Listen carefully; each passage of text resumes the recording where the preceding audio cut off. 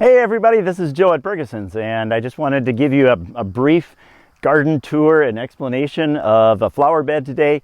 This is bed number 35 here at Bergeson Gardens, and I think it really turned out lovely. In the center is Whopper Rose Begonias. Then we have High Tide White Agiratum and Sun Patience Compact Rose Glow, a form of Impatiens. Whopper Begonias. We love Whopper Begonias here because obviously this is what they do. One mistake I've made in the past is not realizing just how huge they get. They get at least 2 feet tall by the end of the summer. And in years past, I've put them as this middle layer, and then they outgrow whatever I put in the middle. So I learned my lesson. This year I put them in the middle and they are performing fabulously. The soil under here is mounded up a little bit, but not that much. It's probably only about a foot above ground level in the center of the bed. The thing you got to know about the Whopper Begonias, yes, they will grow in full sun. They'll grow in almost anything from the hottest, driest spots, maybe not the hottest, driest spots, but anything right up to that all the way down to quite a bit of shade. But when you first plant them out in the sun, often they look like they're not happy. And yes, they're getting a little too much sun at that point in early June when you first plant them. But what we found is if you plant them close enough together, once they grow enough to touch each other, then they really take off and grow from there. So we've learned our lesson to plant them somewhat close together. I would say about a foot apart on the Whopper Begonias. This next plant down here is Agiratum.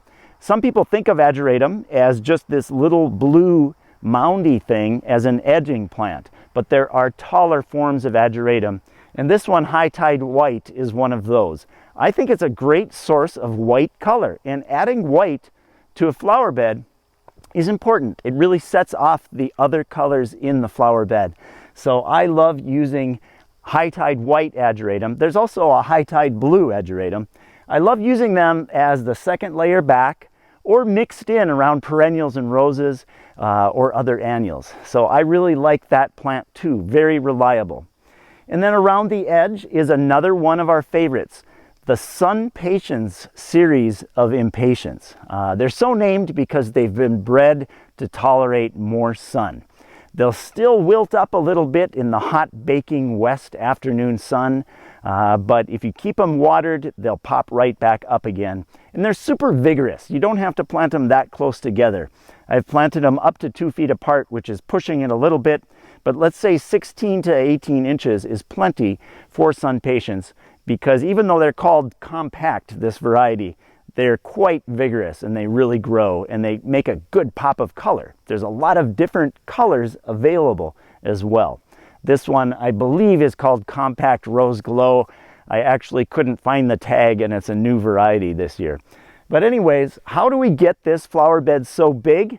The secret is threefold: peat, fertilizer, and water. We use a lot of Minnesota bog peat around here, which is rich black material that plants love to grow in. When we make a new flower bed, often we'll just dump peat right on top and plant in straight peat. The fertilizing aspect of it is important as well. Begonias don't need a lot of fertilizer, but they like to have a little. And in general, fertilizing makes a difference in your flower bed. When we planted this bed, we put a pinch of Osmocote, which is a time-release fertilizer, into each hole. And that releases its nutrition throughout the course of the summer. We also fertilized it in with, we watered it in with a fertilizing solution. Similar to Miracle Grow, we used Jack's, which gets them off to a good start initially in the spring. Those two things are all they got for fertilizer. And then throughout this really dry summer, we were careful to keep it well watered. You want to water more deeply and less often. It's okay to use a sprinkler, and you don't really have to worry about what time of day you water when you're using a sprinkler. I know conventional knowledge is you're supposed to water in the morning.